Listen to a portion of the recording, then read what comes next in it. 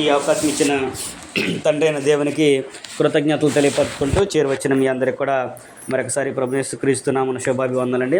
అందరికి కూడా వందనాలు. మనము ప్రతి నెలలో కూడా ఇలా కూడుకొని ఒక దినం ప్రత్యేకమైన ఏర్పాటు చేసుకొని దేవుని యొక్క వాక్యాన్ని మనం ధ్యానం చేసుకుంటూ ఉన్నాము. ఈ సమయంలో కూడా మనము కొద్దిసేపు దేవుని యొక్క వాక్యాన్ని మనం ధ్యానం చేసుకుందాము. దేవుడు మనల్ని అందరూ కూడా 2025 అంతా కూడా కాచి కాపాడి చివరి దినాల్లో దేవుడు మనల్ని ఉంచాడు. దేవుని చిత్తమైతే ఈ వారంలోనే మనము 2026లోనికి మనం ప్రవేశించబోతున్నాము. అది దేవుని యొక్క కృప. అందుకనే ఈ సంవత్సరంలో మనము చివరి దినాల్లో మనం ఉన్నాం కాబట్టి మనము కూడా కొద్దిగా దేవుని యొక్క వాక్యాన్ని జ్ఞాపకం చేసుకుంటూ గ్రంథంలో నుంచి అనేక సంగతులు నేర్చుకుందాము. అయితే ఈరోజు మనం నేర్చుకునే పాఠ్యాంశం పేరు మరువకము. మర్చిపోకూడదు.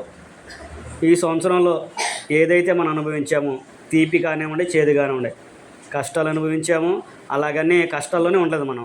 కొన్ని సందర్భాల్లో దేవుడు సంతోషాన్ని కూడా అనుగ్రహించాడు. కాబట్టి సంతోషాన్ని గుర్తుంచుకొని కష్టాన్ని మర్చిపోకుండా, కష్టాన్ని మర్చిపోయి సంతోషాన్ని జ్ఞాపకం చేసుకుని కాకుండా అన్నిటిని కూడా మనం గుర్తుంచుకోవాలి. అన్నిటిని కూడా గుర్తుంచుకొని రాబో సంవత్సరంలో నూతనంగా మనము దేని ద్వారా అయితే కష్టాలు అనిపిస్తున్నామో వాటిని బట్టి కాకుండా తెలుసుకొని మరలా మన పద్ధతులను మార్చుకొని నూతన సంవత్సరంలో ప్రవేశించి దేవునికి మహిమకరంగాను మనందరం కూడా మంచి ప్రయోజనకరంగా కలగాలనే విషయాన్ని గ్రంథం మనకి తెలియపరుస్తుంది. అదే ఉద్దేశాన్ని దేవుని యొక్క వాక్యం కూడా మనకి తెలియపరుస్తుంది. మరవకూడదు అంటే నువ్వు ఏదైతే ఉందో దాన్ని దేని కూడా నువ్వు మర్చిపోవద్దు, జ్ఞాపకం చేసుకో అనే విషయాన్ని మనం ఈ రోజున ఆలోచించేద్దాం. దేవుని యొక్క వాక్యం అయితే గ్రంథం నుంచి మనకి అనేక విషయాల్ని జ్ఞాపకం చేస్తుంది. అందులో ప్రాముఖ్యంగా కీర్తనాకారుడు దావీదు గారు అనేక సందర్భాలు తెలియపరిచాడు. ఏమంటే నీవు దేవుణ్ణి మర్చిపోవద్దు, దేవుడు చేసిన ఉపకారాలు దేన్ని కూడా మర్చిపోవద్దు అని అంటాడు. మనము మూలవాక్యముగా కీర్తన గ్రంథము 103వ అధ్యాయం మనం చదువుకొని 103వ అధ్యాయము 1-2 వచనం మనం చదువుకొని కొద్దిసేపు దేవుని యొక్క వాక్యాన్ని మనం ధ్యానం చేసుకుందాము. కీర్తన గ్రంథము 103వ అధ్యాయము 1-2 వచనం మనం చదువుకుందాము. నా ప్రాణమా యెహోవాను సన్నతించుము, నా అంతరంగమునున్న సమస్తమా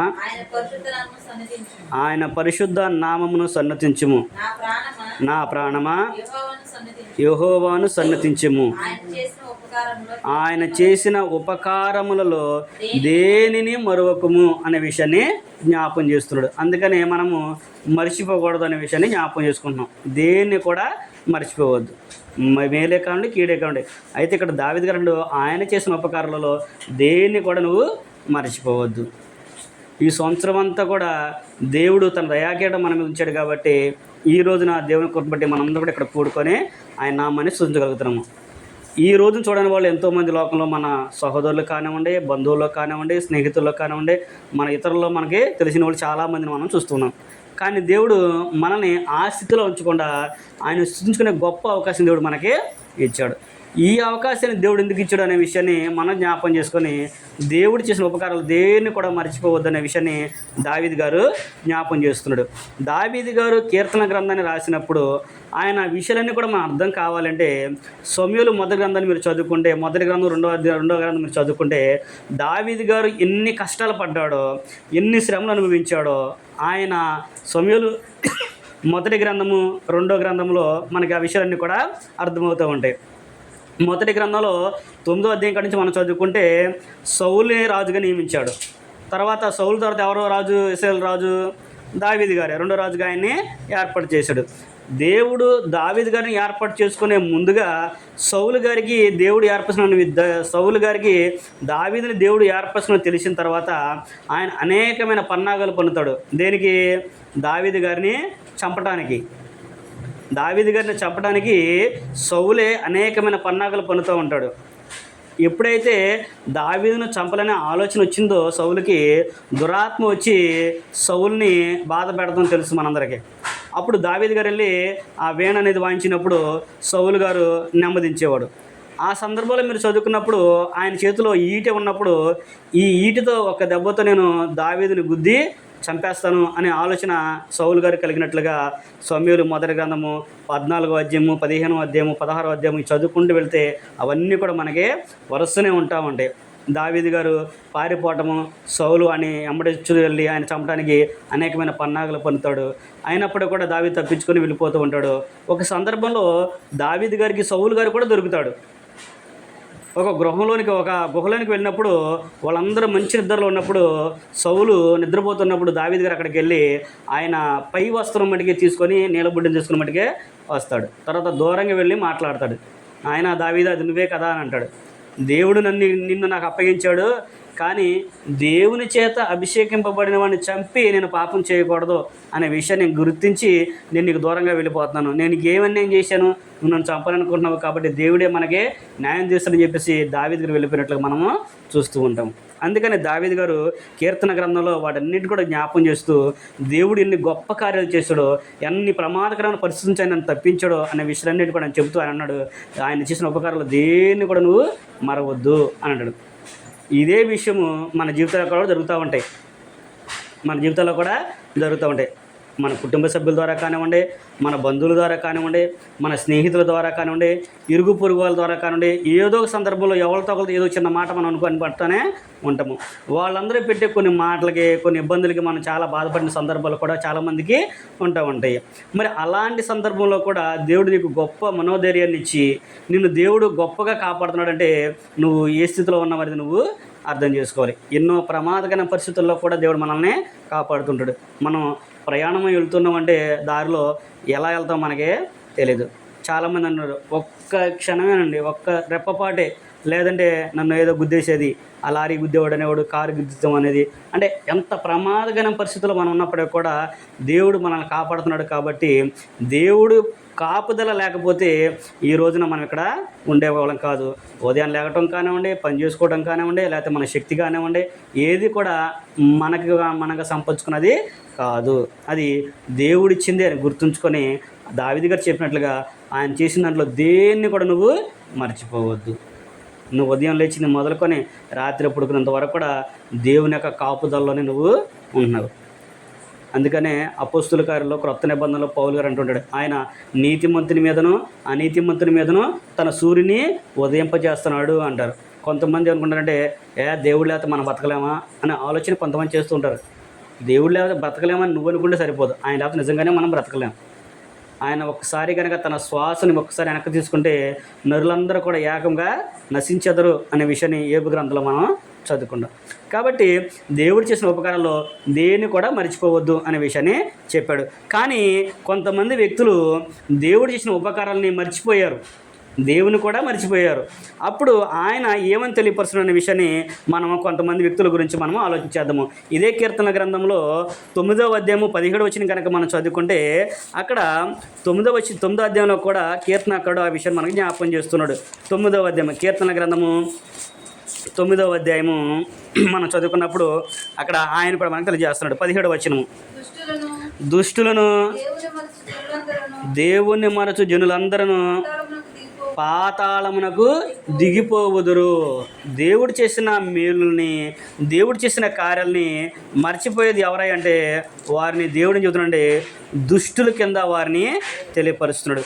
దుష్టులు అనే విషయాన్ని అక్కడ ఆయన చెబుతున్నాడు. దుష్టులు అంటే ఎవరు? మనం ఏదైనా మేలు చేసామనుకోండి, వాడు గుర్తుంచుకోవద్దు, మనం ఏమంటాము, వాడు పెద్ద దుర్మార్గుడు అండి బాబు, మేము వాళ్ళకి అంత మేలు చేసాము కానీ వాడు మమ్మల్ని గుర్తుంచుకోలేదు అని అంటాం. అలాగే దేవుని గురించి కూడా ఇక్కడ చెబుతున్నాడు ఆయన కీర్తనకుడు అంటున్నాడు, దుష్టులను దేవుని మరచువారు. అంటే దేవుని మర్చిపోయేది ఎవరంటే దుష్టులు, వారందరూ రెప్పపాటులో పాతాళానికి దిగిపోవుదురు అనే విషయాన్ని అక్కడ ఆయన జ్ఞాపం చేస్తున్నాడు. అదే కీర్తన గ్రంథము 50వ అధ్యాయము 22వ వచనం కూడా మనం చదువుకుంటే అక్కడ కూడా ఒక విషయాన్ని జ్ఞాపం చేస్తూ ఉన్నాడు. ఏమన్నాడు? కీర్తన గ్రంథము 50వ అధ్యాయము 22వ వచనం, దేవుని మరచువారులారా దీని యోచించుకొనుడి, లేని ఎడల నేను మిమ్మును చీల్చివేయుదును, తప్పించువాడెవడును లేకపోవును అనే విషయాన్ని అక్కడ కీర్తనాకారుడు మనకి జ్ఞాపం చేస్తున్నాడు. ఏమన్నాడు? దేవుని మరచువారులారా. ఒక్కసారి ఇది ఆలోచన చేయండి అని అంటున్నాడు. ఏం ఆలోచన చేస్తాం? ఏం ఆలోచన చేయాలి? ఇక్కడ ఈయన చెప్పిన విషయాన్ని మనం ఆలోచన చేసుకున్నప్పుడు ఒక్కసారి మిమ్మల్ని మీరు ఆలోచన చేసుకోండి. నువ్వు కావాలని పిల్లల్ని కన్నావా? నీవు కావాలంటే నీ ఉద్యోగం వచ్చిందా, లేకపోతే నువ్వు కావాలని నువ్వు సంపాదించుకున్నావా, లేకపోతే నువ్వు కావాలని నువ్వు బ్రతుకుతున్నావా? ఏదైనా కానీ మనం కాలం సంపాదించుకుంటున్నామా? అనుకుంటాం నా కష్టం ఇదంతా, నా బలం, నా శ్రమ అంటారు.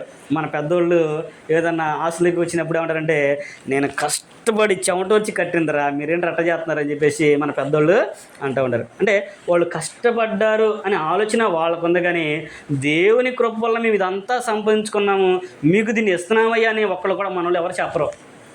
ఎక్కడో తక్కువ మంది చెబుతారు, అయ్యా దేవుడు నాకు బలాన్ని బట్టి ఆ రోజుల్లో సంపాదించాను, మీరు కూడా దేవుని భయభక్తులు కలిగి జాగ్రత్త కాపాడుకోండి అని ఎక్కడో కొంతమంది దేవుని జ్ఞానం తెలిసిన వాళ్ళు చెబుతుంటారు. కానీ మనం కూడా దీన్ని ఒకసారి యోచించుకోవాలి. చాలామంది ఏంటంటే, నేను తెలివిగలవాడిని కాబట్టి నా తెలివిని బట్టి ఉద్యోగం వచ్చింది అనుకుంటాం. కానీ మనకంటే తెలివిగల వాళ్ళు చాలామంది ఉన్నారు. నీకంటే తెలియగలిగిన వాళ్ళు చాలామంది ఉంటారు.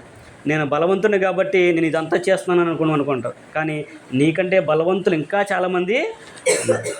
కానీ ఏది కూడా మనల్ని మనం హెచ్చించుకునే స్థితిలోకి వెళ్ళకూడదు. అది ఎప్పుడు కూడా మనం అనుకోవాలంటే, దేవుని కృప ద్వారా నాకు ఇది దొరికింది, దేవుని కృప ద్వారా నేను దీన్ని సంపాదించుకున్నాను, దేవుని దయ వల్ల నేను ఇది పొందుకున్నాను అనే ఆలోచన మనం ఎప్పుడైతే కలిగి ఉంటామో, దేవుడు కూడా ఆహా నా కుమారుడు నా కుమార్తె నా పట్ల ఎంత వినయం చూపిస్తున్నారు, ఎంత భక్తిగా ఉన్నారు, ఎంత విధేయత చూపిస్తున్నారు, కాబట్టి వాళ్ళ జీవితాన్ని నేను మార్చాలి అనే ఆలోచన కలిగి మనకి మార్గాన్ని సరళం చేస్తారు ఆయన. దేవుడు మారుస్తాడు, దేవుడు జీవితంలో మారుస్తుంటే ఒకేసారి పైనుంచి మూటలు పడేసి ఒకేసారి గొప్ప ఇదేం రాదండి మనకి. దేవుడు నీ ఉన్న స్థితిలో నుంచే నువ్వు ఎత్తు పొలాలకు ఎదిగేదాన్ని కాకుండా చక్కగా సమానంగా వెళ్ళినట్లుగా ఆయన మనల్ని చేస్తూ ఉంటాడు. నువ్వు చేసే ప్రయత్నానికి నీకంటే ముందుగా వెళ్ళి అక్కడికి వెళ్ళి ఆయన దాన్ని సరళం చేస్తాడు. అక్కడ వాళ్ళకి నీ మీద దయ కలిగేటట్లుగా దయ పుట్టేస్తాడు. అది దేవుని యొక్క ఇది. అందుకనే మనం కూడా ఆయన కూడా అన్నాడు, దేవుని మరచి వాళ్ళరా ఒక్కసారి యోచించుకోండి, లేని ఎడల ఆయన ఒక్క దెబ్బతో మిమ్మల్ని తీసేస్తాడంటాడు. మీరు దానియేలు గ్రంథం చదువుకోండి. నా 2వ అధ్యాయంలో మనం చదువుకున్నప్పుడు 4వ అధ్యాయంలో నెబుకద్నెజరు కలగంటాడు.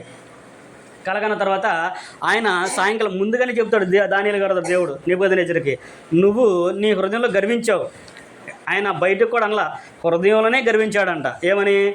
నేను కాబట్టి ఈ పట్టణాన్ని ఇంత అద్భుతంగా కట్టాను, నేను కాబట్టి దీన్ని ఇంత సుందరంగా తీర్చిదిద్దాను, నా తెలివితో దీన్ని ఎంత నిర్మించాను అనే ఆలోచన నెబుకద్నెజరు అనుకున్నాడు. అప్పుడు దానియేలు గారిని పంపించి ఇది అంటాడు, నీ హృదయ గర్వాన్ని బట్టి 7 కాలాలు నువ్వు గడ్డి మేస్తావని అంటాడు. అంటే ఆయన కొన్ని చాయిస్లు ఇచ్చాడు, అది నువ్వు వెన్నుకో అని చెప్పేసి ఆయన చెప్తూ ఉంటాడు. ఆయన్ని 7 సంవత్సరాలు గడ్డి మేసినట్లుగా మనం చదువుకుంటాం, దానియేలు గ్రంథంలో మనం చూస్తుంటాం. అంటే నెబుకద్నెజరు పైకి కూడా అనలా, పైపడి ఎవరితో అనలేదు ఆయన. మళ్ళీ ఆయనే మనసులో అనుకున్నాడు, పైన వెళ్ళి చూసుకొని అబ్బా నేను కాబట్టి ఈ నగరం ఎంత అద్భుతంగా కట్టాను అని అనుకున్నాడు ఆయన. అంతే. దేవుడు అన్నాడు, నీ హృదయాన్ని గర్వించావు కాబట్టి, నాకు తెలియకుండా నేను చేస్తే దాన్ని నాకు కృతజ్ఞత ఇవ్వకుండా నువ్వు గర్వించావు కాబట్టి నిన్ను ఈ రాజ్యం నుంచి వెలివేస్తున్నాను. అసలు చూడండి, రాజుని ఎవరైనా వెలివేస్తారా? అసలు రాజుని పంపించేయడం ఏంటంటే అసలు ఎక్కడ ఉంటుంది అసలు ఇది? అసలు చూడండి, మరి దేవుడు అంత శక్తి కలిగిన వాడు కాబట్టి, అంత అద్భుతాలు చేయగలిగిన వాడు కాబట్టి ఆయన అక్కడ తెలియపరిచాడు. నెబుకద్నెజరును సైతం కూడా గడ్డిని మేపించాడు. అందుకే ఈ రోజుల్లో కూడా చాలామంది క్రైస్తవులు అనబడిన వారు కూడా ధైర్యం ఎందుకుంటారంటే, ఎవరైనా కానీ క్రైస్తవాన్ని ఇబ్బంది పెడుతున్నారు, క్రైస్తవుని హింసిస్తున్నారు అన్నప్పుడు చాలా సందర్భం మీరు సోషల్ మీడియాలో చూసారో లేదో, చాలామంది ఈ పదాలను వాడుతూ ఉంటారు. నెబుకద్నెజరు లాంటి వాడిని దేవుడు గడ్డి మేపించాడు, ఆఫ్టర్ ఆల్ నువ్వు నేను ఎంతయ్యా అంటూ ఉంటారు. అంటే దేవుడు తెలుసుకుంటే ఏదైనా చేయగలడు. అది మనం గుర్తుంచుకొని ఆయన చేసిన ఉపకారాల్లో దేన్ని కూడా మీరు మర్చిపోవద్దు అని ఇక్కడ కీర్తనాకారుడు కూడా మనకు ఆ విషయాన్ని జ్ఞాపకం చేస్తూ ఉన్నాడు. అందుకని ఆయన చెప్పినట్లుగా మనం ఏది కూడా మర్చిపోవద్దు అన్నాడు. దేవుడు చేసిన దాంట్లో దేన్ని కూడా మర్చిపోవద్దు. కానీ ఈ రోజులో మనం మర్చిపోతాం. ఏంటి? ఈరోజు ప్రార్థన ఉందా, 2 రోజులు ముందు చెప్పిన గబాలను మర్చిపోతారు, ఏదో పనులు అడగండి మర్చిపోతారు. ఫోన్ చేసి అనుకోండి, అయ్యో అక్క మర్చిపోయాను, అక్క అన్నయ్య మర్చిపోయాను అన్నయ్య అంటామా? కానీ వేరే విషయాలు మరుతామా? ఎక్కడికైనా ఫంక్షన్కి వెళ్ళాలి, లేదా ఏదో వస్తువు కొనుక్కొచ్చుకోవాలి, లేకపోతే వేరే ఎక్కడికి వెళ్ళాలి, అవి మర్చిపోము. అది నేనంట్లా, దేవుడే రాయించాడు గ్రంథంలో. ఇర్మియా గ్రంథంలో 2వ అధ్యాయం మనం చదువుకున్నప్పుడు, ఇర్మియా గ్రంథము 2వ అధ్యాయము 32వ వచనం మనం చదువుకున్నప్పుడు, అక్కడ ఇర్మియా గారి ద్వారా ఏమి తెలియపరుస్తున్నాడంటే, కన్యక తన ఆభరణమును మరుచున, పెండ్లి కుమారి తన వడ్డానమును మరుచున, అనే విషయాన్ని అక్కడైనా జ్ఞాపకం చేస్తున్నాడు. 628 నెంబర్ పేజీ అండి. కన్యక తన ఆభరణములు మరచున, పెండ్లి కుమారి తన వడ్డానమును మరచున, నా ప్రజలు లెక్కలేనని దినములు నన్ను మరచి ఉన్నారు అనే విషయాన్ని చెప్తూ ఉన్నాడు. ఇర్మీయా గ్రంథము 2వ అధ్యాయము 32వ వచనము. ఆ విషయం ఏమంటాడు ఆయన? కన్యక ఆభరణాలను మర్చిపోదు, పెండ్లి కుమారి వడ్డాన్ని మర్చిపోదు, కానీ నా ప్రజలు మాత్రం లెక్కలేనని దినాలు నా దేవుని మర్చిపోయారు అన్నాడు. ఒక్కసారి మన జీవితాన్ని జ్ఞాపకం చేసుకోండి. సుమారుగా మనకు ఎప్పటి నుంచి 10 సంవత్సరాలు వేసుకున్నాం, 10 ఇయర్స్ నుంచి చేసుకున్నాం. ఇప్పుడు దేవునికి 30+ వచ్చాం కదా. ఈ వయసు వరకు ఎన్ని సంవత్సరాలు గుర్తుపెట్టుకున్నాం దేవుడిని? ఎన్ని సందర్భాలు మనం గుర్తుపెట్టుకుంటాం? ఎన్నో సంవత్సరాలు మర్చిపోయాం మనం. ఎన్నో సంవత్సరాలే మర్చిపోయాం మనం దేవుని కార్యాలు మనం గుర్తుంటాం. కొన్ని రోజులు అయితే వారాల తరబడి మర్చిపోయిన రోజులు కూడా ఉంటాయి. కొన్ని సార్లు వారాల తరబడే మర్చిపోతారు. అంటే బయట వాళ్ళ గురించి కాదు, దేవుని తెలిసిన వారి గురించే. క్రైస్తవులైన వాళ్ళని చాలామంది కొన్ని సందర్భాలు మనమే మర్చిపోతూ ఉంటాం. అందుకని అక్కడ అంటున్నాడు, నా ప్రజలు లెక్కలేనని దినాలను మర్చిపోయారు. కానీ మీరు ఒకసారి ఆలోచన చేయండి, కన్యక ఆభరణాలు మర్చిద్దా? అమ్మాయి అక్కడికి బయటికి వెళ్ళాలంటే మర్చిపోతారేమన్నా? ఎక్కడైనన్ని గుర్తొచ్చి మొత్తం చక్కగా సరిపెట్టుకుంటారు. అందులో పెండ్లి కుమారి వడ్డాన్ని కూడా మర్చిపోదు. మనకు స్తోమత లేకపోయినా సరే, గిల్టీ అయినా సరే మనకు కావాలి, తెచ్చుకొని కావాలని మనం వాటి తెచ్చి పెట్టుకున్నాం. అందుకని అంటున్నాడు, వాళ్ళైనా వాళ్ళు మర్చిపోరు కదా, మరి నన్ను ఎందుకు మర్చిపోయారు మీరు అనే విషయాన్ని ఇక్కడ ఇర్మీయా గారి ద్వారా దేవుడు మనల్ని ప్రశ్నిస్తున్నాడు. కాబట్టి మనము దేవుణ్ణి మర్చిపోకుండా ఉండాలి. ఆయన మర్చిపోకుండా ఉండాలి అని ఆయన మనకి తెలియపరుస్తున్నాడు. చివరాఖరికి ఇంకొక మాట ఆయన ఏమంటాడంటే, నిన్ను కన్న తల్లైనా మర్చిపోయిద్దేమో కానీ నేను మాత్రం నిన్ను మరవను అంటాడు. యెషయా గ్రంథంలో మనం చదువుకున్నప్పుడు ఆ విషయాన్ని కూడా దేవుడు మనకి రాయించాడు. యెషయా గ్రంథము 49వ అధ్యాయము 15వ వచనం మనం చదువుకున్నప్పుడు, యెషయా గ్రంథము 49వ అధ్యాయము 15వ వచనము, 611 నెంబర్ పేజీ. స్త్రీ తన గర్భమున పుట్టిన బిడ్డను కరుణింపకుండా తన చంటి పిల్లను మరచున, వారైనా మరచుదురు గాని నేను నిన్ను మరువను అనే విషయాన్ని చెబుతూ ఉన్నాడు. అంటే మన కన్న తల్లి సరే మనం మర్చిపోయిద్దాం కొన్ని సందర్భాల్లో, కానీ నేను మిమ్మల్ని మాత్రం ఎన్నడూ కూడా మర్చిపోను. వాస్తవమే అది. కొన్ని సందర్భాలు మనం చూసుకున్నప్పుడు చాలామంది తల్లులు తండ్రులు కూడా పిల్లల్ని మర్చిపోయి వెళ్ళిపోయిన సందర్భాలు ఉంటాయి, మనం చూస్తూ ఉంటాము. ఇప్పుడున్న పరిస్థితులను బట్టి, ఈ యొక్క కాలాన్ని బట్టి మనం భార్యాభర్త ఇద్దరు కూడా ఉద్యోగాలు చేసుకోవాలి. ఉద్యోగాలు చేసుకున్నప్పుడు పిల్లల్ని ఏం చేస్తున్నారు? వాళ్ళకి అప్పచెప్పి, దాజీలకి ఆయాలకి అప్పచెప్పి, స్కూల్లో టేక్ కేర్లకు అప్పచెప్పేసి వాళ్ళు వెళ్ళిపోయి ఎప్పుడుకో సాయంత్రానికి వస్తుంటారు. ఉదయం నుంచి సాయంత్రం దాకా ఉద్యోగం చేసుకున్న సమయంలో ఎన్నిసార్లు జ్ఞాపకం చేసుకుంటే పిల్లల్ని ఉంటుందా? గ్యాప్ ఉంటుంది అసలు? చాలా తక్కువ. ఎందుకంటే ఆ ఉద్యోగంలో, ఆ టెన్షన్లో, ఆ అడబుళ్ళు ఏం చేస్తారంటే పిల్లలు కూడా మనకి కొన్ని సందర్భాల్లో, పిల్లలే కాదు కనీసం తినే ఆహారం కూడా గుర్తురాదు మనకి. ఆకలి వేసే దాకా కూడా ఆకలి అనేది కూడా గుర్తుంది. అంటే వర్క్ ప్రెజర్ని బట్టి ఆ విధంగా అవుతూ ఉంటారు. అందుకని దేవుడు కూడా అన్నాడు, ఒకవేళ వాళ్ళైనా మర్చిపోతారేమో కానీ నేను మాత్రం మిమ్మల్ని మరువను అనే విషయాన్ని దేవుడు మనకే తెలియపరుస్తుంది. కాబట్టి ఆయన మనం మర్చిపోయినప్పుడు మనం ఆయన చేసిన కార్యాలు మర్చిపోతే ఎలాగా? ఆయన చేసిన కార్యాలు మనం మర్చిపోవచ్చా? మనం మర్చిపోవచ్చా? ఆయన ఎవరు? సృష్టికర్త. మనం సృష్టించింది ఆయనే. మనం ఆదికాండం చదువుకున్నప్పుడు ఆయన సృష్టి అంతటిని కూడా చేసిన తర్వాత 6వ దినాన, చివరి దినాన మానవుడిని చేశాడు. ఎందుకు 6వ దినాన చేశాడు మానవుడిని? ముందే చేయొచ్చుగా అంటే, ముందే చేస్తే నీకు గాలి ఉండదు, వెలుతురు ఉండదు, సూర్యుడు ఉండడు, నీకు తాగడానికి నీళ్ళు ఉండవు, తినడానికి ఆహారం ఉండదు. ఇవన్నీ లేకుండా నువ్వు ఎలా ఉంటావు? కాబట్టి నీకు కావాల్సిన వస్తువులన్నింటినీ కూడా ముందు నిర్మించి తర్వాత నిన్ను దేవుడు సృష్టించాడు. మనం కూడా మన పిల్లలకి ఏం చేస్తాం? చదివించడానికే కాకుండా మన కష్టమైనప్పుడు కూడా ఎట్లా కొట్ట వాళ్ళు ఉండడానికి ఒక గూడు అనేది ఏర్పాటు చేయాలని మన తల్లిదండ్రులు అందరూ కూడా ప్రయాసపడుతూ ఉంటారు. నేను ఎట్లా గడ్డిలో ఉన్నాను, నా పిల్లలు అలా కాకుండా ఒక సొంత గూడు అనేది ఉండాలి, తినకపోయినా గూట్లో ఉంటారని ఆలోచన కలిగి ఎన్నో కష్టాలు పడే తల్లిదండ్రులు మన రోజున చూస్తూ ఉన్నాం. అంటే మరి మన దేవుడు మన గురించి ముందుగా ఆలోచన చేసి అంత అద్భుతంగా మన కొరకు సృష్టిని అంతటిని కూడా నిర్మించి ఆయన మనల్ని నిర్మించాడు.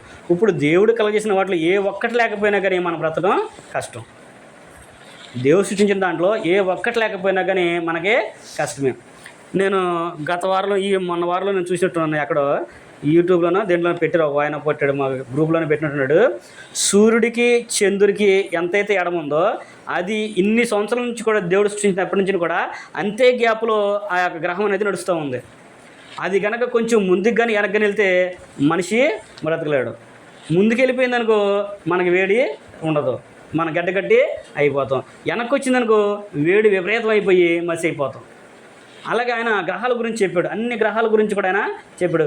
వాటిలో ఏ ఒక్కటి కూడా క్రమం తప్పిందనుకో మనం జీవించలేము అని అంటూ ఉంటున్నాడు. అంటే సైంటిస్టులు చెప్పేదాని ప్రకారం చాలామంది ఏంటంటే కొన్ని గ్రహం ఇటు వెళ్ళింది, కొంత ఇది వెళ్ళింది అని అంటారు. కానీ ఆయన చెప్పింది ఏంటంటే అవన్నీ కూడా ఏదో వాళ్ళ ఉనికిని కాపాడుకుని నాకు చెప్తున్నారు. కానీ దేవుడు సృష్టించింది అలాగే క్రమంగా అది నడుస్తూనే ఉంది.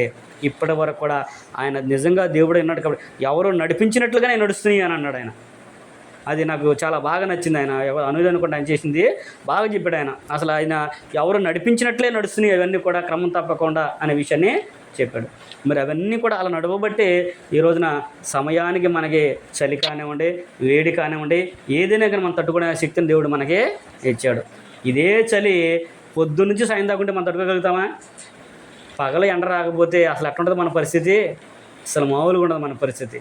కానీ మరి దేవుడు మనల్ని అందరూ కూడా అంతగా ప్రేమించాడు కనుకనే వాటన్నిటి కూడా దేవుడు మనకి అనుగ్రహించాడనే విషయాన్ని మనము మర్చిపోకుండా ఉండాలి. అంతేకాకుండా ఆయన అంటున్నాడు, ఆయన ఇశ్రాయేల్ గురించి చెబుతూ అంటాడు, ఆయన మీ కొరకు చేసిన కార్యాల్లో వేటిని కూడా మీరు మర్చిపోకుండా అని అంటాడు.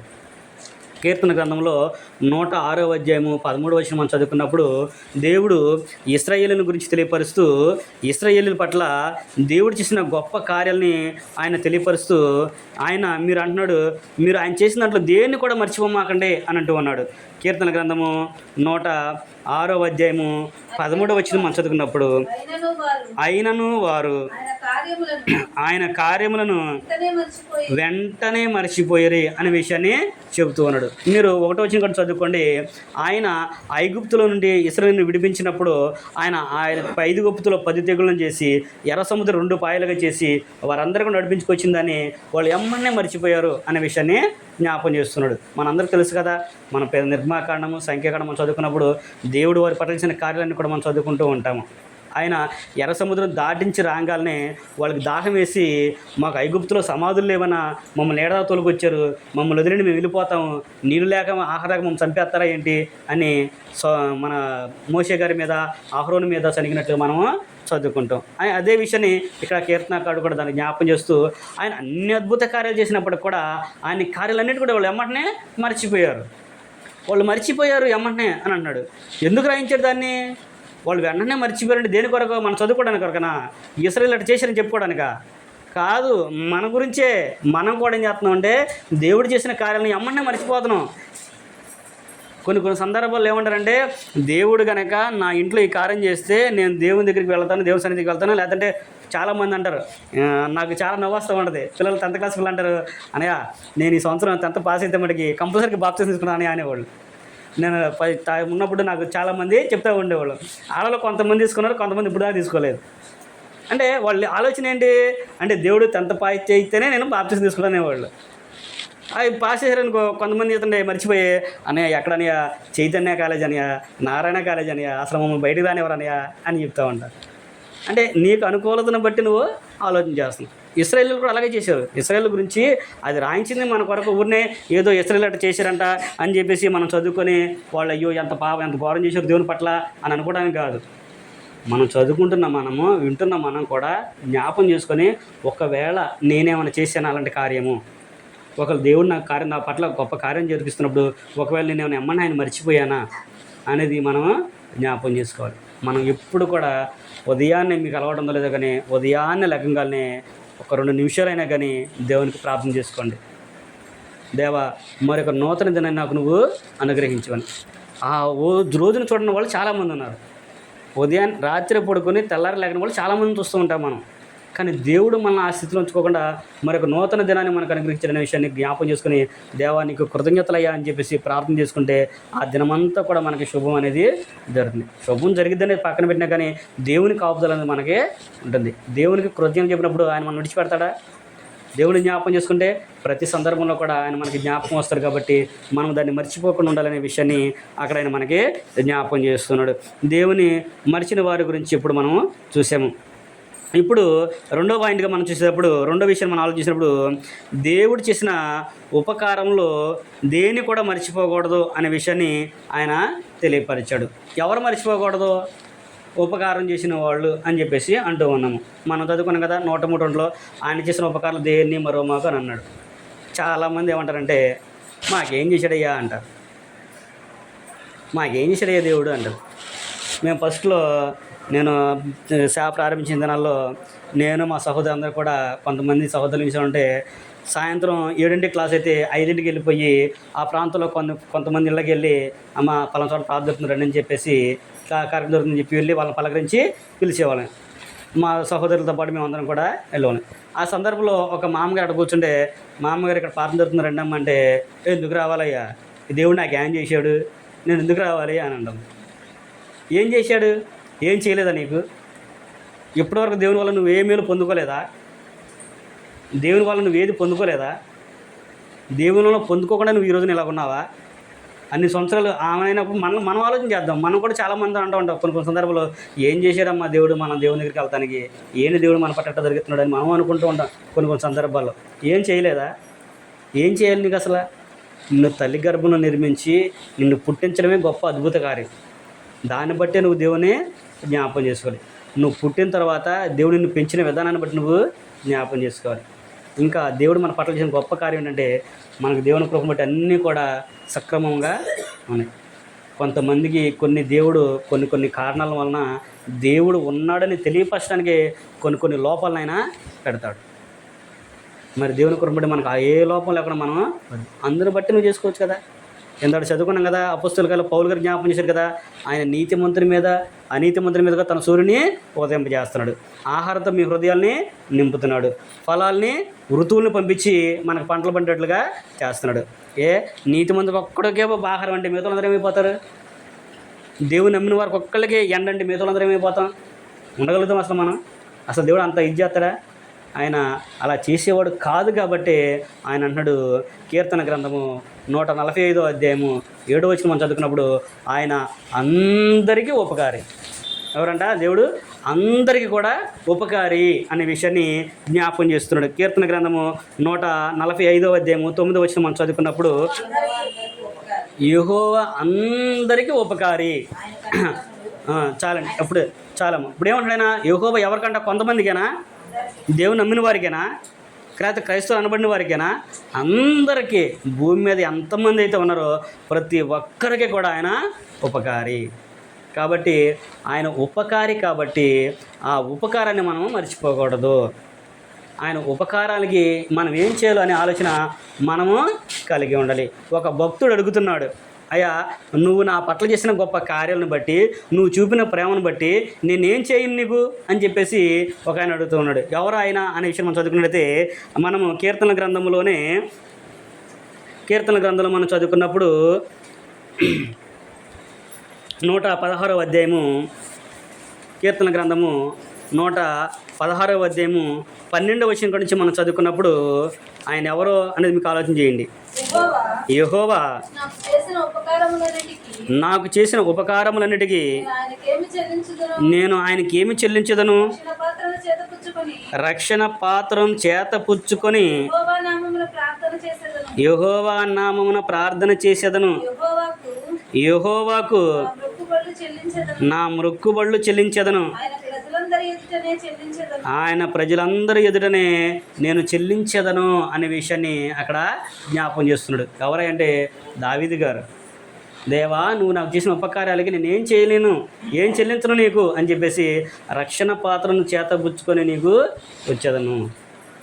రక్షణ పాత్ర అంటే దేవుడు క్రీస్తు ప్రభువారిని లోకానికి పంపించాడు. ఎందుకు పంపించాడు? ఆయన లోకము ఆయన ద్వారా రక్షింపబడాలని. లోకంలో ఉన్న ప్రతి వ్యక్తి కూడా క్రీస్తుని అంగీకరించి ఆయన సువార్తకు లోబడి ఆయనను ఆకర్షించుకొని ఆయన యందు రక్షణ పొందాలని ప్రతి వ్యక్తిని కూడా రక్షించాలని దేవుడు క్రీస్తు ప్రభువుని మన కొరకు పంపించాడు. అదే విషయాన్ని దావీదు గారు కూడా జ్ఞాపకం చేసుకుంటూ, దేవా నేను ఏం చేయనయ్యా నీకు అని చెప్పేసి రక్షణ పాత్రను చేతబట్టుకున్నా అనే విషయాన్ని ఆయన దావీదు గారే తెలియపరుస్తూ దావీదు గారే చెప్తున్నాడు. ఆయన నా మొక్కుబడులు నేను చెల్లించేదను, నీ భక్తులు ఎదుట నేను దాన్ని చెల్లించేదను అనే విషయాన్ని అక్కడ దావీదు గారు కూడా మనకి తెలియపరిచినట్లుగా మనము చూస్తూ ఉన్నాము. కాబట్టి యెహోవా అందరికీ ఉపకారి. ఆయన చేసిన ఉపకారాలు దేన్ని కూడా మనం మర్చిపోకూడదు. దానికి ప్రతిఫలంగా మనము రక్షణ పాత్రలను చేతపుచ్చుకొని ఈనాడు కొత్త నిబంధన ప్రకారంగా క్రీస్తునందు రక్షణ పొంది ఆయనలో మనం ఉండాలనేది అక్కడ ఆయన మనకి తెలియపరిచాడు. కాబట్టి మనము కూడా ఆయన యందు మనం ఉండాలి అనే విషయాన్ని అక్కడ జ్ఞాపం చేస్తున్నాడు. నువ్వు ఎప్పుడైతే యెహోవా ఉపకారాన్ని నువ్వు తెలుసుకొని ఆ రక్షణ పాత్రను నువ్వు చేతపరుచుకుంటావో, ఆ రక్షణ నువ్వు పుచ్చుకుంటావో, అప్పుడు నీ అభివృద్ధి అనేది తేటగా నీకు కనపడుతుంది. నీకే కాకుండా నీ ఇతరులకు కూడా కనపడేట్లుగా నీ అభివృద్ధిని కనపరచమని చెప్పేసి ఆయన చెబుతూ ఉన్నాడు. మనం చదువుకున్నట్లయితే తిమోతి రాసిన మొదటి పత్రిక 4వ అధ్యాయము 15వ వచనం మనం చదువుకున్నప్పుడు పౌలు గారు తిమోతికి రాస్తూ ఆ విషయాన్ని మనకి జ్ఞాపకం చేస్తున్నాడు. తిమోతి గారు పౌలుకు రాస్తూ మొదటి పత్రిక 4వ అధ్యాయము 15వ వచనం మనం చదువుకున్నప్పుడు, నీ అభివృద్ధి అందరికీ తేటగా కనబడు నిమిత్తము వీటిని మనస్కరించము, వీటి అందే సాధకము చేసుకునము అనే విషయాన్ని చెబుతూ ఉన్నాడు. దేవుని చేసిన ఉపకారాలను దేన్ని కూడా మర్చిపోకుండా నువ్వు ప్రతినిత్యం కూడా జ్ఞాపకం చేసుకున్నప్పుడు నీ అభివృద్ధి అనేది నీకు కనబడుతుంది. నీకే కాకుండా నీ ఎదుటివారికి కూడా నీ అభివృద్ధి అనేది తెలిసేటట్లుగా నీ ప్రవర్తన అనేది ఉండాలి అనే విషయాన్ని ఇక్కడ పౌలు గారు కూడా తిమోతి గారి ద్వారా మనకి తెలియపరుస్తున్నాడు. కనుక మనము దేవుని ఉపకారాల్లో దేన్ని కూడా మర్చిపోకూడదు అనే విషయాన్ని ఆయన మనకి జ్ఞాపకం చేస్తున్నాడు. అలాగే మూడో విషయం మనం జ్ఞాపకం చేసుకున్నప్పుడు ఆయన ఉపదేశములను కూడా మనం మర్చిపోకూడదు. ఉపదేశం అనగా దేవుని యొక్క వాక్యాన్ని, ఆయన యొక్క మాటలను కూడా మనము మర్చిపోకూడదు. మనకి చాలా అలవాటు ఏంటి, మన వాళ్ళందరూ అంటూ ఉంటారు, దీంతో విని దీంతో వదిలేయటం. విన్నారంటే అర్థమైందని అడిగితే చాలామంది తినండి అర్థమైపోయిందండి అంటారు. అర్థమైపోయిందంటే అర్థమైంది పోయింది. మాకు తెలియక మేము ట్రైనింగ్ తీసుకున్న టైంలో మాకు నేర్పించే ఆయన మా మల్లికరన్ ఆయన చెప్పేవాడు, అబ్బాయిలో అర్థమైందా అర్థమైపోయిందా అనేవాడు. మాకు తెలియక అర్థమైపోయిందండి అనేవాళ్ళమే. అంటే వాళ్ళు మాట్లాడి చెన్నైలో చేసినప్పుడు ఆయన అలాగే అనేవాడు. అంటే నిజమేమో అనుకున్నాం, మాది మనకు తెలియదుగా, అర్థమైందా అర్థమైపోయిందా అనేవాడు. అర్థమైపోయిందండి అనేవాళ్ళం. అర్థమైపోయిందంటే ఏంటని చెప్పేసి వివరంగా బోర్డు మీద రాసి మరి చూపించాడు మాకు. అమ్మో, అప్పటి నుంచి మనకు అర్థం. మన వాళ్ళు కూడా అదే అలవాటు. నిజంగానే చాలామంది ఏం చేస్తారంటే చక్కగా కూర్చొని శ్రద్ధగా విన్నట్టు అనిపిస్తుంది, కానీ వాళ్ళు విన్నదాన్ని అక్కడే విడిచిపెట్టేస్తారు. కానీ అక్కడ ఏమన్నా ఆయన ఉపదేశాలని దేన్ని కూడా నువ్వు మరవద్దు. సామెతల గ్రంథము 3వ అధ్యాయము 1వ వచనంలో మనం చదువుకున్నప్పుడు, నా కుమారుడా నా ఉపదేశం నువ్వు మరువకము అంటే చదువుకుంటూ వెళ్తే అక్కడ అన్నీ కూడా రాశారు. ఎలా ఉండాలో, ఎలా నడుచుకోవాలో, ఎలా ప్రవర్తించాలో అనేది అక్కడ సామెతల గ్రంథంలో కూడా మనకి రాయించాడు. కనుక ఆయన ఉపదేశాల్లో దేన్ని కూడా మనము మరువకూడదు అనే విషయాన్ని జ్ఞాపం చేస్తున్నాడు.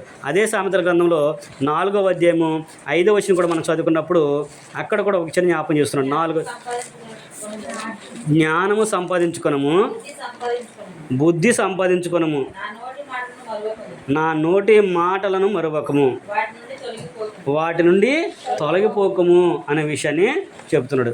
నువ్వు ఏదైతే నేర్చుకుంటున్నావో, ఏదైతే వింటున్నావో దేవుని యొక్క వాక్యాన్ని నువ్వు జ్ఞాపకం చేసుకుని దాన్ని మర్చిపోకోకుండా దాన్ని నువ్వు జ్ఞాపకం ఉంచుకోవాలి. ఇప్పుడు మనం మర్చిపోతే ప్రయోజనం ఉంటుందా? మనం ఒక వస్తువు తెచ్చుకున్నామంటే, ఏదో మనం ఆశపడి తెచ్చుకున్నాము, అడవుల్లో వచ్చేసాము, తెచ్చి అక్కడ పెట్టుకున్నాము, దాన్ని మర్చిపోయాము. అలాగా ఇప్పుడు ఆ వస్తువు పాడైపోద్దా అని ప్రయోజనం ఉంటుందా? కొన్ని రోజులకి పాడైపోయి ఏ వస్తువైనా కానీ, ఉదాహరణకి గ్రైండరే కొనుక్కొచ్చుకున్నాం, మీకు అందరికీ బాగా అర్థమవుతుందిగా, గ్రైండరే తెచ్చుకున్నాం మనం. గ్రైండర్ ఒక నెల రోజులు దాకా అయిపోకుండా ఏమవుతుంది, లోపలంతా కూడా ఏదో పట్టేసి కొత్తదైనా సరే వాడకపోతే ఏమైపోద్ది, అది కూడా పాడైపోద్ది. అలాగే దేవుని యొక్క వాక్యం కూడా విన్నప్పుడు నీ హృదయంలో చేర్చుకొని నువ్వు దాన్ని జ్ఞాపం చేసుకుంటూ ఉంటే అది నీ హృదయంలో ఫలిస్తుంది. నువ్వు దాన్ని మర్చిపోయావు అనుకో, దాని ద్వారా మనకి ఏ ప్రయోజనం కూడా ఉండదు. ఏదో వెళ్ళాము వచ్చాము అన్నట్టుగా ఉంటుంది. మనం విన్న వాక్యాన్ని ఇప్పుడు కూడా ధ్యానం అనేది చేసుకోవాలి. అందుకనే అపోస్తుల కార్యంలో 17వ అధ్యాయము 11వ వచనం మనం చదువుకున్నప్పుడు, వీరు దెసలోనికలో ఉన్న వారి కంటే కూడా గనులయ్యి ఉండిరి. ఎందుకంటే వాళ్ళు గనులయ్యారు? పౌలును శీలయును చెప్పిన సంగతులు అలా ఉన్నవో లేవని ప్రతి దినం కూడా పరిశీలన చేసేవాళ్ళంట. పౌలు శీల అంటే దేవుని చేత ఏర్పరచబడిన వాళ్ళు, ఆదిమ అపోస్తులు, ఆదిమ సంఘం వాళ్ళు పనిచేసిన వాళ్ళు.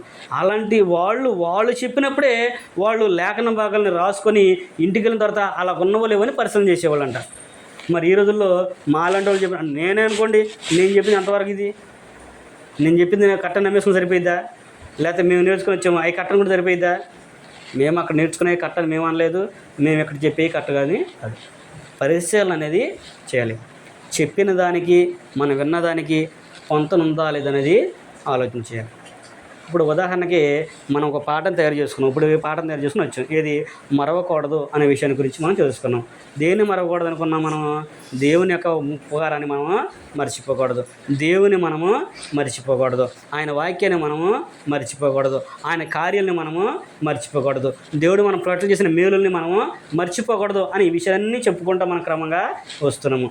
ఇలా కాకుండా నీ భార్యను మర్చిపోమాకు, నీ పిల్లలను మర్చిపోమాకు, దేవుని మర్చిపోమాకు అని చెప్పేసి ఒక ముక్కలో చెప్పి ఇంకో ముక్క ఎక్కడదో ముక్క తెప్పి చెప్తే అది క్రమం అయిద్దా? అందుకనే వాళ్ళు కూడా ఏం చేశారంటే ఆ వచ్చినానికి పొంతనుందా లేదా, వీళ్ళు చెప్పింది కరెక్టా కాదా అనే ఆలోచన అక్కడ సంఘం వాళ్ళు చేశారు, దశలోనే ఉన్న సంఘం వాళ్ళు చేశారు. అందుకనే వాళ్ళని గనులు అని చెప్పేసి దేవుడు చెప్పాడు.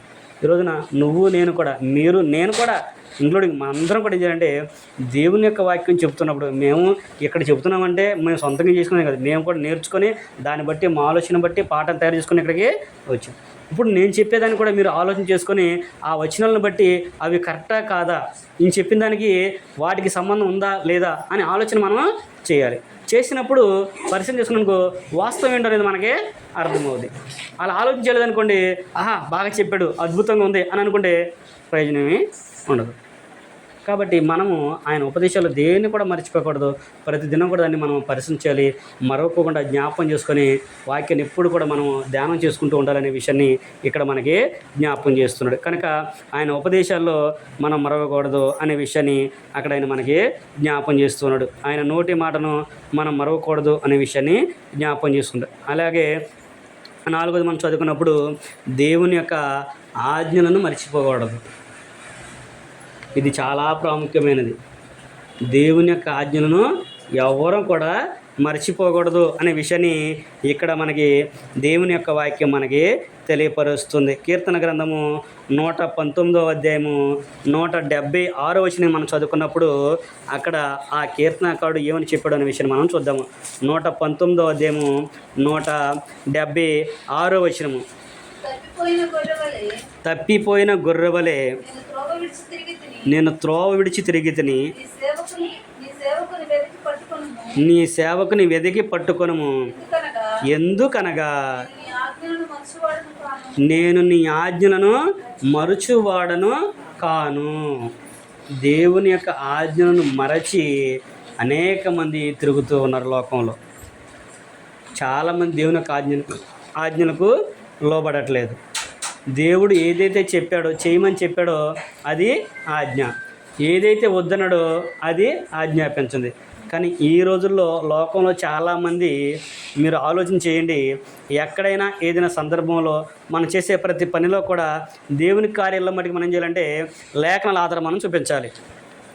ఇప్పుడు కొంతమంది మన వాక్యం చెప్పినప్పుడు, కొంతమంది బయటికి వెళ్ళి చెప్పేటప్పుడు కొంతమంది అడుగుతూ ఉంటారు, నువ్వు ఇది చెప్పావు కదా, దీనికి లేఖనం ఆధారం ఏంటి అని అంటారు. దీనికి లేఖనం ఆధారం ఏంటి అని చెప్పంటారు. దానికి మనం సమాధానం చెప్పాలి. దానికి సమాధానం చెప్పకపోతే వాళ్ళు ఏం చేస్తారంటే మనల్ని పక్కన పెట్టండి, దేవుణ్ణి అవమానిస్తారు. మరి అలాంటప్పుడు మనం ఏం చేయాలి? మనం చేసే ప్రతి కార్యానికి కూడా లేఖనం మనకి ఆధారమయ్యి ఉండాలి. అందుకనే యేసుక్రీస్తు ప్రభువారు కూడా మత్తయి సువార్త 15వ అధ్యాయము 6-9 వచ్చి మనకు కలిసి ఉంటాయి. మనందరికీ తెలుసు, వేషధారులారా వారు తమ పెదవులతో నన్ను కనపరచదు కానీ వారి హృదయం ఎలా ఉందంట, దూరంగా ఉంది. మనుషులు కల్పించిన పద్ధతులను దైవోపదేశాన్ని బోధించు నన్ను వ్యర్థంగా ఆరాధిస్తున్నారు. దేవుని ఆరాధిస్తున్నారు కానీ ఏం చేస్తున్నారు వాళ్ళు? మనుషులు కల్పించిన పద్ధతులను ఏం చేస్తుంటే అవే దైవోపదేశాలుగా వాళ్ళు భావిస్తున్నారు. అవే పెద్ద దేవుని అంటే మరి మీరు అడగండి, చాలా సందర్భాలు మనం చూస్తూ ఉంటాము. మనం దీని గ్రంథంలో దీనికి ఆధారం లేదు కానీ అంటే దానికి మనకి ఎందుకమ్మా అది ఉందో లేదో మనకు అనవసరం. కానీ మన దేవుని కొరకే కదా, దేవుని కార్యమే కదా, దేవుని కాబట్టి దేవునికి మహిమ కలిగిద్ది అని చెప్పేసి అది ఉంటే నీకెందుకు, లేకపోతే నీకెందుకు, లోకమంతా చేస్తుంది కాబట్టి మనం కూడా చేద్దామంటారు. లోకమంతా నమ్ముతుంది కాబట్టి మనం కూడా నమ్ముదామంటారు. అంటే లోకమంతా నమ్మిందని అందరూ నమ్మిరని నువ్వు చేస్తావు, నువ్వు నమ్ముతావా? లోకమంతా చేసిన నువ్వు చేస్తావా? అలా చేస్తే నీకును అన్నిటికీ తేడా ఉంటుంది. సౌలు గారు దేవుడు ఏం చేశాడంటే ఆయన ఒక ప్రాంతానికి పంపించి వాళ్ళందరూ ఫిలిప్తీయులందరూ కూడా వాళ్ళందరినీ కూడా ఏం చేయాలంటే అమలేకి అందరూ కూడా నాశనం చేసేయమంటాడు. చిన్న పిల్ల పెద్దక మొత్తం పశువులతో సహా సమూల నాశనాన్ని చేయమంటాడు. చేయమంటే ఆయన ఏం చేస్తాడు? ఆయన ఏం చేశాడంటే వాళ్ళందరినీ చంపిన తర్వాత రాజుని ఒకరిని తీసుకుని వస్తారు. కొన్ని పశువుల్ని తీసుకొచ్చి ఆయన దొడ్లో కట్టేస్తారు. దేని కొరకు కట్టేశాడు? ప్రజలు చెప్తారు, జనులందరూ కూడా అంటూ ఉంటారు, వాటిని ఎందుకయ్యా మనం చంపడము, ఎట్టగా మనం దేవునికి బలి ఇవ్వాలి కదా, దేవునికి బలి అర్పిస్తాం కదా, వీటిని తీసుకుని అర్పిద్దాం సరిపోయింది అని చెప్పేసి వాళ్ళు రాజు చెప్తే ఆయన కూడా వాళ్ళకి ఒత్తాసు పలికి పశువులన్నింటినీ కూడా చూసి అక్కడ కట్టేస్తారు. అప్పుడు దేవుడు సమూయేలు గారిని ఆయన దగ్గరికి పంపిస్తాడు. సమూయేలు అని పిలంగానే, అయ్యా నీ దేవునికి మహిమ కలుగును గాక, నీ దేవుడు చెప్పినట్టు నేను అన్నీ కూడా చేశాను, వాళ్ళందరినీ కూడా నాశనం చేశాను, ఆ దేవుడు చెప్పినట్టుగా నేను చేశాను అని చెప్పేసి సమూయేలు గారితో సౌలు గారు అంటూ ఉంటాడు. అప్పుడు సమూయేలు అంటాడు, అయితే నాకు వినపడుతున్నవి ఏంటి అని అంటాడు. అవి నీ దేవునికి బలిర్పించడానికి నేను తెచ్చానయ్యా అని చెప్పేసి అంటాడు. అక్కడ సమూయేలు గారు అంటాడు, ఒకడు దేవుని మాట వినడం న్యాయమా, బలి అర్పించడం న్యాయమా, ఏది న్యాయం మీరే చెప్పండి అని ఆయన అడుగుతుంటాడు. కాబట్టి దేవునికి అర్పించే విధానం పక్కన పెట్టండి, కానీ ఆయన ఆజ్ఞలు పాటించాలి. ఆయన ఆజ్ఞలు పాటించినప్పుడు అది నీకు గొప్ప ఘనతగా దేవుడు తీరుస్తాడు. రేపొద్దున దేవుడు దీన్ని బట్టి తీర్పు తీరుస్తాడని మనకి చాలా సందర్భాలు చదువుకున్నాం, మనందరూ కూడా తెలుసు. ఈ గ్రంథంలో రాయబడినది బట్టే మనందరూ కూడా దేవుడు తీర్పులోనికి తెస్తాడు. మరి ఈ గ్రంథంలో లేని ఎన్ని చేస్తున్నాం మనం? చాలామంది తెలివిగా ఏమంటారంటే, నిన్ను మొహం కడుక్కోమనుందా, స్నానం చేయమనుందా, నువ్వు బట్టలు వేసుకోమనుందా, లేదా నువ్వు పక్కన చోటకి వెళ్ళమని ఉందా, నువ్వు ఎలా చేస్తున్నావు? లేదు కదా, ఇవి కూడా క్యాజువల్గా చేసేయగా అంటుంటారు. క్యాజువల్గా చేసే వాటికి దేవుడు ఆజ్ఞాపించిన వాటికి తేడా లేదు. అది మనం తెలుసుకోవాలి, మనము గ్రహించాలి. కాబట్టి దేవుని యొక్క ఆజ్ఞలకు మనము లోబడాలి. ఆయన ఏమైతే ఆజ్ఞాపిస్తున్నాడో వాటికి మనం లోబడాలనే విషయాన్ని అక్కడ ఆయన మనకి తెలియపరుస్తున్నాడు. మనకి దేవుడు ఆజ్ఞాపించిన ఒక ఆజ్ఞ ఏంటో తెలుసా? మనము రోమిలకు రాసిన పత్రిక 16వ అధ్యాయము 16వ వచనం మనం చదువుకున్నప్పుడు అక్కడ పౌలు గారు రోమలో ఉన్న వారికి దేవుని యొక్క ఆజ్ఞను, దేవుని యొక్క మాటను తెలియపరిచాడు. ఏమన్నా? పవిత్రమైన ముద్దు పెట్టుకొని ఒకరికొకరు వందనములు చేయడి, క్రీస్తు సంఘములన్నీ మీకు వందనములు చెప్పుచున్నవి. సహోదరులు ఎదురైనప్పుడు ఏం చెప్పమన్నాడు? చదివారు కదా, పవిత్రమైన ముద్దు పెట్టుకున్నాడు. అంటే ఇప్పుడు మనకంటే ఇండియన్ కల్చర్ కాదు కాబట్టి ఫారెన్లు ఏం చేస్తారంటే వాళ్ళు హగ్ చేసుకొని దేవుని కోపం బట్టి వాళ్ళు చూస్తుంటారు. ఇప్పుడు అదే విషయాన్ని ఇక్కడ మనకి రోమపత్రికలో పౌలు కట్టుకోవడం మనకి చదువుతున్నాడు. పవిత్రమైన ముద్దు పెట్టుకొని ఒకరికొకటి ఏం చెప్పుకోవాలంట? వందనాలేనా? మనం ఏం చేస్తాం? మనం ఏం చెప్తాం అంటే, మిమ్మల్ని అన్నాని కాదు, నేను అన్నాని కాదు, వాక్యం మనకి ప్రామాణికం. ఇప్పుడు మనకి అంటే ఇలాంటివి చాలా ఉన్నాయి. వాడి గురించి ఇప్పుడు కొన్ని మనకి మొచ్చుకన్నా ఒకటని తెలియాలి కదా. ఇప్పుడు నేను తెలుసుకున్న సత్యాన్ని మీకు తెలియపరచకపోతే మరి నాకు ప్రయోజనం ఉండదు, మీకు ప్రయోజనం ఉండదు. దేవుని వాక్యం దేనికంటే, దేవుని యొక్క వాక్యము దైవజనుడు సన్నద్ధుడై ప్రతి సత్కార్యమునకు పూర్ణంగా సిద్ధపడి ఉన్నట్లు దైవావేశం కలిగిన ప్రతి లేఖనమును ఉపదేశించడానికి, ఖండించడానికి, తప్పుదిద్దడానికి, నీతి యందు శిక్ష చేయడానికి ప్రయోజనకరమై ఉన్నది అనే విషయాన్ని చెబుతున్నాడు. దేవుని వాక్యం వినబడుతున్నప్పుడు, మనకి దేవుని యొక్క వాక్యం తెలియపరచబడుతున్నప్పుడు ప్రతి ఒక్కరూ కూడా ఏం చేయాలంటే మనం ఆలోచన అనేది మనము మార్చుకోవాలి. వీళ్ళు ఇంతేలే, ఎప్పుడు ఇలాగే చెప్తారనే ఆలోచన ఎప్పుడు కూడా పెట్టుకోకూడదు. దేవుని వాక్యం చెప్తున్నప్పుడు ఓహో ఇది నాలో ఉన్న లోపమా, వాక్యం ఎలా చెబుతుందా, నాకైతే ఇప్పటివరకు తెలియదు, కాబట్టి నా ప్రవర్తన అనేది మార్చుకోవాలి, నా అలవాటుని మార్చుకోవాలి అనే ఆలోచన చేయాలి. అలా చేయకుండా నా గురించి చెప్పాడు, అమ్మాయి మరి ఏమైనా పిలిపించింది మా గురించి చెప్పించింది, లేకపోతే నా గురించి ఆయన చెప్పాడు అని మనం ఎప్పుడు కూడా అనుకోవడం. దేవుని వాక్యము చెప్తున్నప్పుడు జాగ్రత్తగా విని దాన్ని పరిశీలన చేసి మన లోపల మనము దిద్దుకోవాలి. మీరే కాదు, మాలో కూడా చాలా లోపాలు ఉంటాయి, నాలో కూడా ఉన్నాయి, వాటిని నేను కూడా దిద్దుకోవాలి. వాటన్ని కూడా క్రమంగా దిద్దుకుంటూ దేవునికి ఇష్టమైన పిల్లలుగా పవిత్రులుగా మనము జీవించాలి. అది దేవుని యొక్క కోరిక. కాబట్టి సహోదరులు, దేవుడు ఆజ్ఞాపించింది ఏంటంటే సహోదరులు ఒకరికొకడు వందనాలు చెప్పుకోమని అన్నాడు. వందనములు అంటే నేను క్షేమంగా ఉన్నాను, నీ క్షేమం నేను కోరుకున్నానని ఆయనకి అర్థం. కాబట్టి ఆలోచన చేయండి, సత్యాన్ని తెలుసుకోండి. అందుకనే ఇక్కడ దేవుని యొక్క ఆజ్ఞలను మనము మర్చిపోకూడదు. దేవుని యొక్క ఆజ్ఞలు ఏంటో చాలా ఉన్నాయి, లిస్టు. దేవుని యొక్క ఆజ్ఞలు చాలా లిస్ట్ ఉన్నాయి. ఆయన ఆజ్ఞాపించిన ఆజ్ఞలు ఏంటో లిస్ట్ ఉంది, మనం చేసే ఆజ్ఞలు ఏంటో మనకి లిస్ట్ ఉంది. ఒకసారి వాటిని మనం నోట్ చేసుకున్నాం అనుకోండి, మీరు ఇంటికి వెళ్ళిన తర్వాత ఎప్పుడన్నా ఊరినే కూర్చున్నప్పుడు దేవుని యొక్క ఆజ్ఞలు ఏంటో మీరు రాసుకోండి, మనం చేసే పనులు ఏంటో రాసుకోండి, దేవుని పట్ల మనం జరిగించే కార్యాలు రాసుకోండి. అంటే మనం చేసే రోజువారీ పనుల గురించి కాదు, దేవుని పేరట మనం ఏం చేస్తాం దాన్ని లిస్ట్ చేసుకోండి. దేవుడు వాటి గురించి ఏం చెప్పాడు దాన్ని లిస్ట్ చేసుకోండి. అప్పుడు దేవుని యొక్క ఆజ్ఞ ప్రకారం మనం చేస్తున్నామా, దేవుని యొక్క ఆజ్ఞ ప్రకారం మన దేవుని యొక్క ఆజ్ఞ ప్రకారం కాకుండా చేస్తున్నాం అనేది మనకి అర్థమవుద్ది. కాబట్టి అలాగ చేస్తే మనకి ఉపయోగకరంగా ఉంటుంది అనే విషయాన్ని దేవుని యొక్క వాక్యం మనకి తెలియపరుస్తుంది. అలాగే దేవుని యొక్క హెచ్చరికలను కూడా మనం మర్చిపోకూడదు. అందరూ మీకు చెప్పింది అదే, దేవుని యొక్క హెచ్చరికను కూడా మనము మర్చిపోకూడదు. మనందరికీ చాలా అలవాటు, ప్రతి చోట కూడా, ప్రతి ప్రాంతంలో కూడా, ప్రతి విషయంలో కూడా ఇదే అలవాటు మనకి. ఎంత మటుకి నీ కుటుంబం దీవించబడుద్ది, నీ పిల్లలు దీవించబడతారు, నీ వ్యాపారం వృద్ధి చెందుద్ది, నీకు పిల్లలు కలుగుతారు, నీ ఉద్యోగంలో రాణిస్తావు, నీ కుటుంబం నూరంతలుగా ఫలిస్తుంది, దేవుడు నిన్ను దీవిస్తాడు, అబ్రహం ఇచ్చిన దేవుడు నీకు ఇస్తాడు, యేషోబుని ఇచ్చిన దేవుడు నీకు ఇస్తాడు, పౌలు గారిని ఆశ్రయించిన దేవుడు నిన్ను ఆశీర్వదిస్తాడనే విషయాన్ని ఇవన్నీ చెప్పావనుకో, బా బా ఏం చెప్పాడండి అన్నయ్య, బా అద్భుతంగా చెప్పాడండి అంటా ఉంటాం. అంటారా అనరా?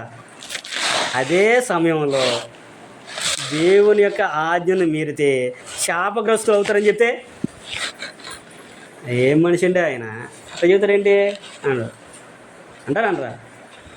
మానవుడు రెండు భాగాలు, ఒకటి శరీరం, రెండు ఆత్మ. దేవుని యొక్క వాక్యం మనకు చెప్పింది అదే. ఈ దేహంలో మనం ఉన్నంతకాలమే మన పేరుని బట్టి మనల్ని పిలుస్తుంటారు. ఈ దేహం ఉన్న ఆత్మ ఎప్పుడైతే మనం విడిచిపెడుతుందో, దేవుడు ఇచ్చింది ఎప్పుడైతే మనం విడిచిపెడుతుందో, రవి అని అంటారు నన్ను. ఇక ఏమంటారు? ఆ శవాన్ని తీసుకొచ్చి బయటపడండి అయ్యా అంటారు. నన్ను కట్టుకున్న భార్య అయినా, నాకు పుట్టిన పిల్లలైనా, నన్ను నా కన్న వాళ్ళైనా కానీ ఏమంటారంటే ఆ శవాన్ని తీసుకొచ్చి బయట పెట్టండి అయ్యా అంటారు. అంటారా? రవిని తీసుకొచ్చి బయట పెట్టండి అంటారా? అనరు. అది దేవుని యొక్క వాక్యం చెప్పింది. కానీ మనం ఈ దేహం కొరకే ప్రయాసపడతాం, కానీ ఈ దేహంలో ఉన్నంతకాలం దీన్ని ఎలా కాపాడుకోవాలి, ఎలా చేయాలి, ఏం సంపాదించుకుని దీనికోసం చూస్తాం. కానీ అయ్యో నాలో దేవుడిచ్చిన ఆత్మ ఉందే, దీనికి ఆహారం పెట్టాలి, మరి మన అడగడం దానికి ఆహారం కావాలి, దాన్ని మనం కాపాడుకోవాలి, ఆత్మ నశించిపోకుండా అంటే ఏం చేయాలని ఆలోచన మనం చెయ్యం. అది చెప్పామనుకో మన వాళ్ళ కోపం. దేవుడు చెప్తే విశ్వాసులకి కోపం. మన స్టేటస్లో పెట్టా, మనం చూసారలేదు తెలియదు, కానీ అదే పెట్టా నేను. దేవుడు చెప్పింది సేవకులు చెప్పారనుకో విశ్వాసులు కోపం, దేవుడు చెప్పింది చేయలేదనుకో దేవునికి సువార్థికుల మీద కోపం. ఇప్పుడు ఈ రెండు చేయకపోతే దేవునికి కోపం. మరి అంతే కదా. రోమపత్రికలో 2వ అధ్యాయం దేవుని యొక్కకు పాత్రలు కామాకండి అంటాడు. ఆయన చూపించిన ప్రేమ మీకు అంత ఆషామాషిగా ఉందా? దేవుడు ప్రేమమయమైనంత మాత్రాన ఆయన ఉగ్రత మీరు పాత్రలు కామాకండి, సత్యాన్ని కలిపి చెరిపేవారికి మీరు ఉండమాకండి, దేవుని ఉగ్రతలు పాత్రలు కామాకండి అని అంటాడు. అంటే ఆ విషయాలు మనం చెప్తే అనుకుంటారంటే చాలామంది కొద్దిగా ఇదిగా ఫీల్ అవుతూ ఉంటారు. కానీ అలా ఎప్పుడు కూడా మీరు ఫీల్ అవ్వమాకండి. దేవుడు ఒక విషయం చెప్పాడంటే మంచి ఉందంటే చెడు లేకపోతే మంచి రాదు. చెడు ఉంటేనే కదా మంచోడు అనేది. ఇప్పుడు వీడు అన్నం తినలేదురా అంటే అది గొప్ప విషయం కాదు. ఇక్కడ బిర్యానీ పెట్టి పంచపరమక్షణాలు పెట్టి వీడు తినకోకుండా ఉన్నాడు అనుకో, ఏది అప్పుడు పేరు ఉంటుంది. ఉపవాసం ఉన్నాడంటే ఎందుకు ఉపవాసం ఉంటాడు?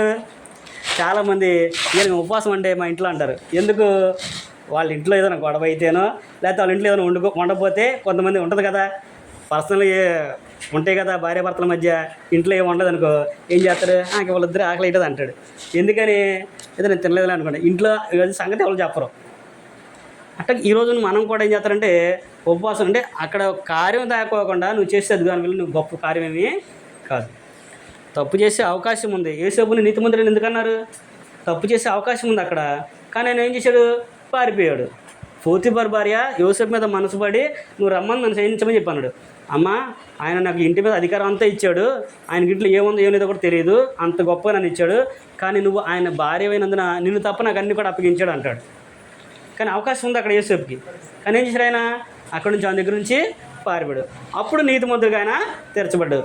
అవకాశం లేకుండా నేను తప్పు చేయలేదు, నేను పరిశుద్ధంగా ఉండాలంటే అది ఎవరికి కూడా హితమవుతుంది. అలాగే దేవుని యొక్క వాక్యంలో కూడా మంచి ఉంది, చెడు ఉంది. ఇప్పుడు మనం చేసేదాన్ని బట్టి దేవుని యొక్క ప్రేమను పొందుకోవాలంటే దానికి ఒక కండిషన్ అనేది ఉంటుంది.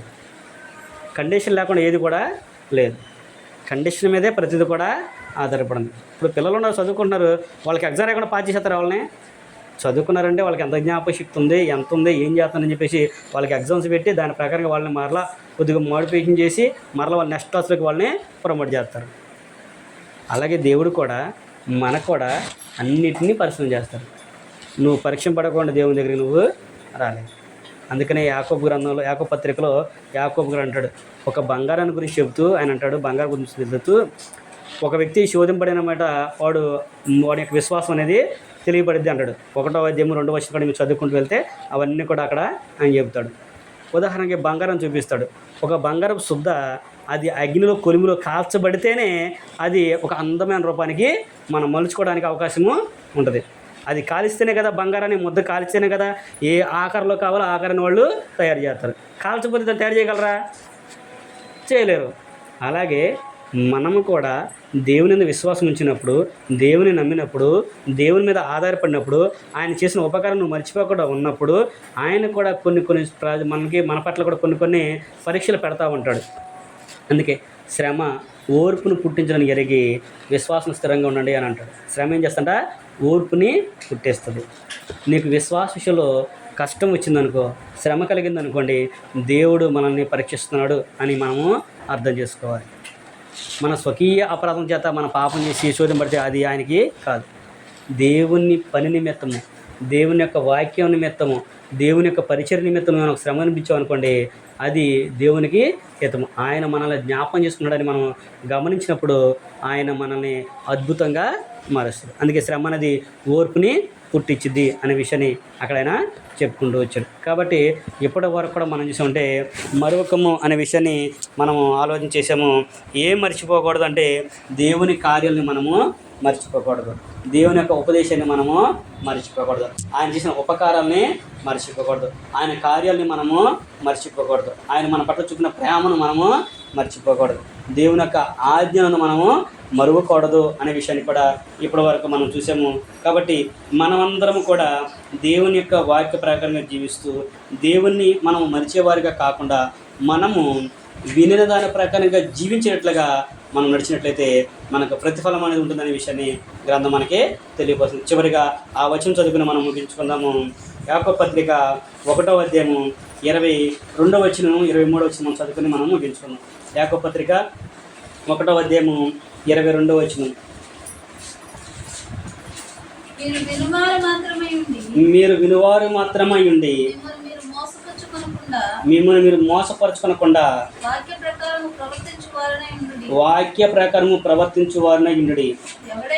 ఎవడైనను వాక్యమును వినువాడై ఉండి దాని ప్రకారము ప్రవర్తింపని వాడైతే వాడు అద్దములో